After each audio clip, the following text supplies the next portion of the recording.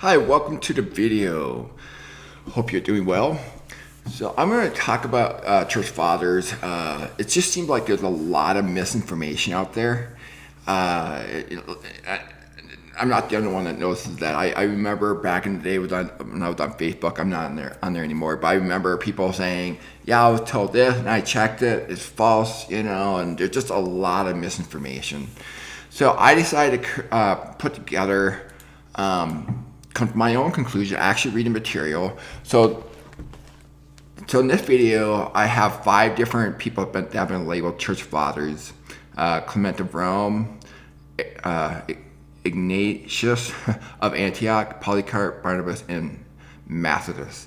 So these are my sources. So here's one of the sources. Alrighty, and then here's another. Alrighty, and then Clement of Rome. Alrighty, so these are my 3 sources I'm using for all 5 of these. People have been labeled church fathers. Now, notice I don't just call them church fathers because I don't know where that label came from, who came up with it, and what their motivation. But we have to be careful with labels because with labels, it can put us into a different mindset that can catch us off guard, to put it that way. So a person who's been labeled as a church father, it gives the idea that you can just trust this person and don't question anything. And that's why I think it's happening a lot amongst Christians today. They just read their writing, they don't question anything. And so I'm one that takes a cautious approach when I'm reading these things. So Clement of Rome. All right, so this one is very interesting. Letter right away, it immediately starts off appearing to be modified. So it starts off right away. The church of God which sojourneth at Rome. Whoa, right there. You don't see any writing in New Testaments starting off like that. And this is suggested modification under Emperor Constantine. He was trying to do, first of all, he legalized Christianity not because of a real conversion. I take the position that it's not a real conversion. He legalized Christianity so he can have power and control to gain political power by getting control over the Christians. And that's why I believe that's happening here, evidence of that. Obviously, writings are after Constantine time, then he would not have had opportunity to modify them. But the writings earlier on, there's definitely evidence that he has modified. And so, yeah, the Church of God was sojourned at Rome to the Church of God was sojourned at Corinth. So it just, that to me reeks of modification. And who would have been done by Emperor Constantine, no question. So anyway, first of all, let me explain. So this column here, caution flag column, if it's in red, that means it's caution. It means something is not right with these letters. All right. And green, I read them and I felt very comfortable. Okay, I don't see any agendas here. I don't think there's any modifications done here. I think it's real. Okay. And then the when written, if it's red, that means I'm not really 100% agreeing with it. In this case here, it's not red, but I'm just kind of going by the word for it. I have not done a study on the actual dating, but the ones that are red, I'm questioning something's not right. So anyway, so the letter starts off, and you have the verse that backs up the source. So just here, so chapter 0 of this book. All right. And it heavily suggests have been a part of the house of Israel. If so, when now lived past 80-70, for Matthew 23, chapter 23, verse 38 was fulfilled by 80-70. I have carefully put together a timeline you have access to here. Like, by the way, in the description below, you will have access to the Excel file. Unfortunately, when I PDF this, the links did not carry over. So that's why I'm only going to have Excel file that you have access to. That way the links work. But if you click on this, it will bring you to a timeline. Now, this is a simplified version of timeline, okay? But it shows you when the stick of Joseph and the stick of Judah became one stick. I give the actual dates. I have spent thousands of hours and taken advantage of scholars that have put thousands of hours in their studies, being able to put this together. This is the actual first timeline in history put together, where the actual 1335 day prophecy of Daniel 12. It's actually from August 15th, 8066 to April 10th of 8070, 1335 days. Nobody else figured that out. Even to this day, I'm still the only one that got figured out. So, yeah, so that's, I've been blessed with figuring that out, pretty cool, right? But there's a more detailed version of the timeline. So, but basically, stick of Joseph consisted of all these Jews here, and then stick of Judah consisted those who endured the entire 1335 days at the Jerusalem temple, okay? So there's a more detailed version of this chart. Just click on this here. Okay, there's more information. It's the same timeline, but it has more to it. Okay, so anyway, yeah, so you have access to the timeline. So if you notice the timeline, the house of Israel was desolate by 8073, just a few years after the destruction of the temple. Having said that, since the writing of Clement of Rome, it heavily suggests he was a part of the house of Israel. I mean, it heavily suggests that he was not. So he would have been of Philippi, not Rome.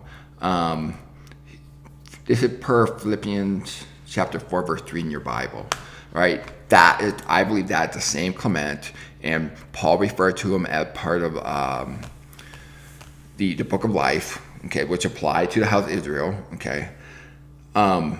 See, part of the problem is, I'm opening up a can of worms here. The Bible centers around the house of Israel. It does not center around the Gentiles. Yes, Gentiles were grafted in, but the prophecy centered around them. Your typical believer today, Christian, I'm talking close to 99%, including you watching this video right now. The chance that you're part of the 99%. You're taking the approach where it's all about me, myself, and I. And it's no. We have to look at from their perspective who was actually written to in order to get the author's intent. When you start up to yourself and, Jesus coming soon and all this stuff, you have gone off on a tangent and not even realize it. And what makes it so difficult? Why are we so confused in this area of eschatology? The Bible is designed, God's word designed to not only separate the wheat versus the tares, sheep versus goats in the first century with the house of Israel, it also was designed to protect the house of Israel as they left for their gathering, right? So this timeline that I have right here, this is when they left for the gathering here, did the stick of Joseph, and then the stick of Judah, they left for the gathering right here. All right, and then they became one stick. All right, so they had to leave quietly. They could not risk having the Gentiles follow them, as well as the Jews rejected Christ, and God's word designed to split them. And okay, that's why this is so difficult, so challenging, trying to sort all this pieces together.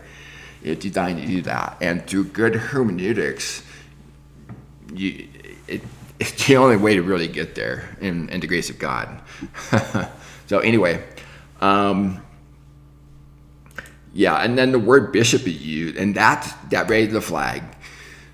The word bishop originated government. It's just modification of bad translation. Term did not come into the church until 4th century. All right.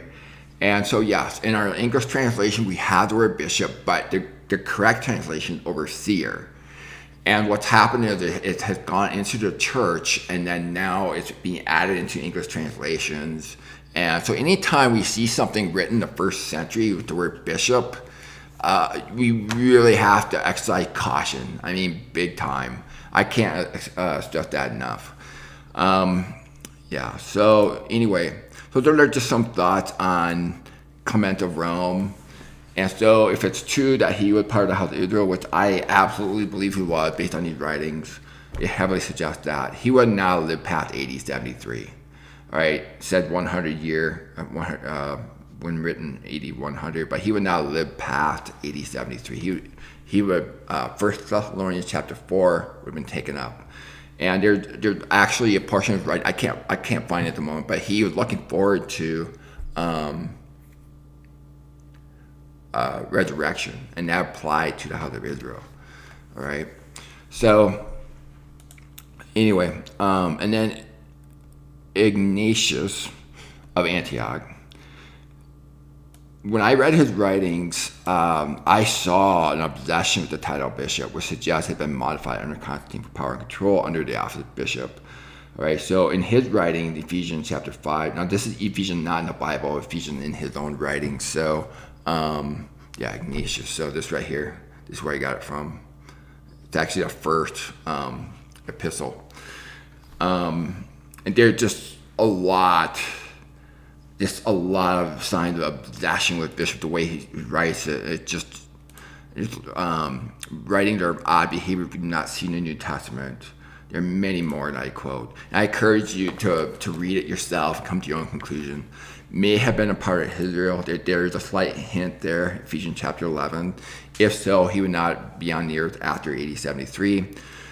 Signs of copying and pasting in the letter to Polycarp. That's the last of the 7 books. Starts off oddly, kind of a weird introduction. And then, but it's to Polycarp. Then chapter 6, then he writes to a large number of people. No grammar support what people he's actually writing to. And then chapter 8, which is the last chapter, ends with Polycarp who sends him. So, let's see here. Yeah, so Polycarp. Yeah, so it ends with, grace be with it. Now keep in mind, he's writing to Polycarp. Okay, so it'd be like you writing to your friend. Okay, let's say your friend's name is Alan, okay? Grace be with him forever and with Alan who sends him. You're writing to your friend Alan and you make that statement. Grace be with him forever, him referring to somebody named Alice. And with Alan who sends him. Wait a minute, you're writing to Alan. See what I'm saying? That is a sign of copy and paste. There's some that is not, that you don't write to somebody like that. You're writing to whoever it might be. You don't tell them, and with whoever you're writing to, who sends him. You see what I'm saying? There's definitely a copy and paste going on here. So yeah. So there's a lot of signs of modifications. Yeah, so definitely a red flag. Polycarp himself, they're just strange writings about his death. It just kind of like just goes overboard. I don't give you the actual. It's towards the end of his writings. Yeah, so. And it said nothing about John. It's been the Apostle John.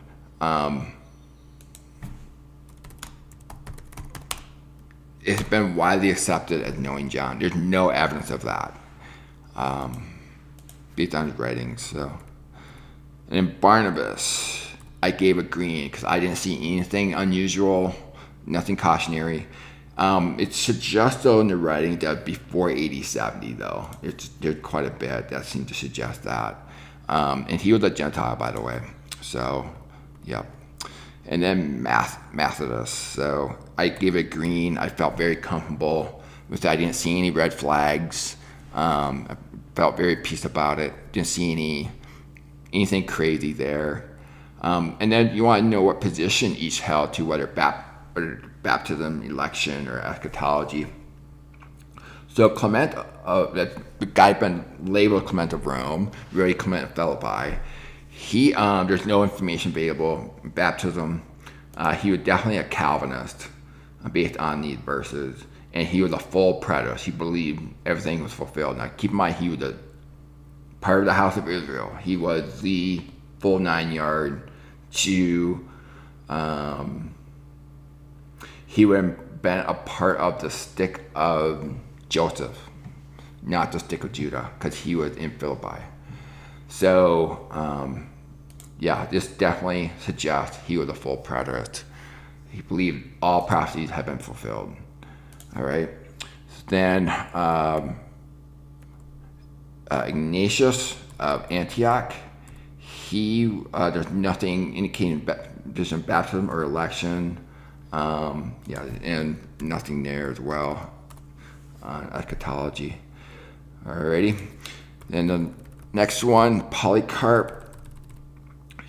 Nothing available there either. Nothing suggests.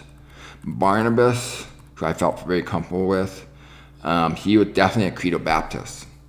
And he's the only one that's been labeled a church father, the first 5 church fathers, the first 5 here, okay, first century, that where he gives a position. And yeah, so chapter 6 and 7. So he mentioned about trusting in the cross. Okay, he's definitely not talking about infants. Okay, that's definitely not Peter Baptist. So in chapter 6 and 7 of Matthew's, right? Or Barnabas, sorry. Barnabas. Yeah, so of this book here, all right, this is where I get my source, okay? Chapter 6 and 7 of his book, of his writing. And he was a partial preterist. So chapter 15 seemed to indicate some sort of futurism, 16 suggests preterist, and then 21 definitely partial preterist. So he was a partial preterist in view of eschatology. Doctrine of election, no information available there. And then Matthias, which is out of this book, same book, all right? And this one I felt really good about it, peace. And there's no information available, no indication, any of them. Now, if you disagree with any of these, or what I come up with, or there's something missing, or anything that you think that needs to be modified, just let me know in the comments below. I'd love to hear what you have to say. I might have missed something. I'm not perfect. But yeah, so this is what I conclude. So yeah, so we have one person that was a Credo Baptist. None of them in the first century were Peter Baptist. We have a Calvinist, and the rest of them, there's no hint either way. We have one full preterist, which no surprising, House of Israel, Clement. But this one here, partial preterist, and keep in mind he was a Gentile, Barnabas. He was not full-blown part of House of Israel. So if anybody's going to have a correct view between these two, it would have been the one that's part of the House of Israel, who's actually who Christ came for. Remember, Jesus said, I came for the lost sheep of Israel.